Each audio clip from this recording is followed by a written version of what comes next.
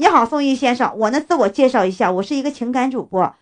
在短视频平台上，不少情感主播打着伸张正义的旗号，以连麦或现场调解的方式处理着一桩桩情节离奇的家庭纠纷。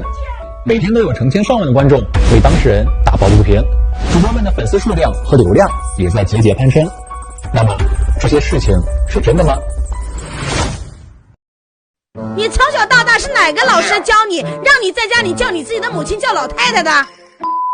记者以学习如何成为卖手的身份，落地卖手接单团队进行深入调查。什么是卖手？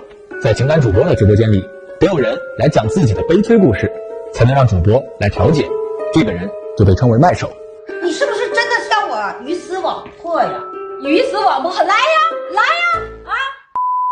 要学习先缴费。某团队小海收到记者的99元服务费后，给记者发来了几个剧本。这些剧本中大多都是丈夫出轨寡妇、商场经理出轨富婆等等各类的狗血剧情。就情感主播找卖手的目的，他就是为了做直播间的人气，有了人气之后，后期他要卖货，就相当于卖手赚的是主播的钱，主播赚的是那个粉丝的钱。就是所有的情感主播，他直播间找的那个连麦的那个人，全是花钱找的演员，目的就是为了做人气，后期想卖货，懂了吗？流量的尽头是电商，情感主播们显然深谙此道。直播间里跌宕起伏的调解大戏，向来离不开套路满满的带货环节。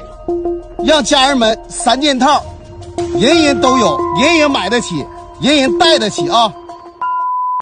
在黑猫投诉平台上，也有不少消费者反映，家里的老人从情感主播的直播间里买到假冒伪劣的玉器或饰品。